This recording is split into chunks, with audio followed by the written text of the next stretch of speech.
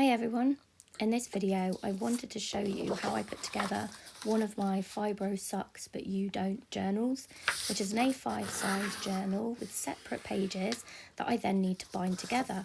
So I use stitching to bind. I could use staples, but I like the more handmade feel you get from the stitching. So I print out my Fibro journal onto A4 size paper, so that's US letter size. I've done all the typing separately, glued it on, and then done my own little illustrations and doodles just to make it look a bit more me. Now, once I've got all of those pages crisply folded and my front cover, I'm going to put them together, and then this is where I get out my special tool, my stitching awl. It wasn't very expensive. It's basically used to poke holes through all of the papers and the front cover. I do 4 holes that are evenly spaced apart. The top and bottom one are quite close to the edge, but not too close so that it will rip. And then with my needle, I've got some embroidery thread. I've made it 3 strands thick, and I take my needle through the second hole that I had made, so from the outside of the journal to the inside, and pull that through.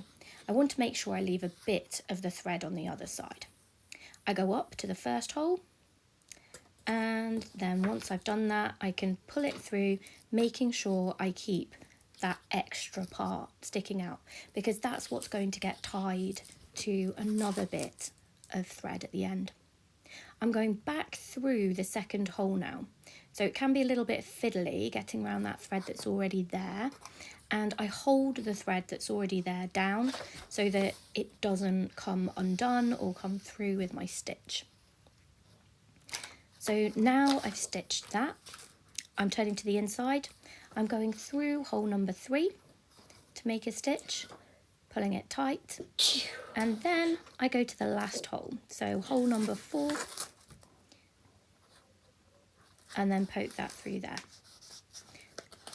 We're nearly done now, so once I've poked that through, I'm going to turn it over again, pull it through, and I'm going to be going back up to the third hole, so where I've already got a stitch, and then you'll see I'll have this line of big stitches inside my booklet.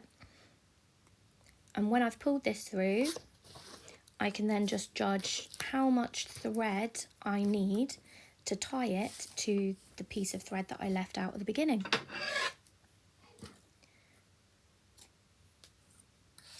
You don't actually need a lot to tie together.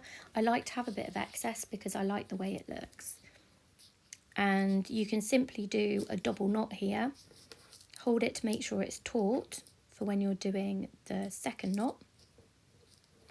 And then it's up to you. You can trim those excess pieces or leave them as that.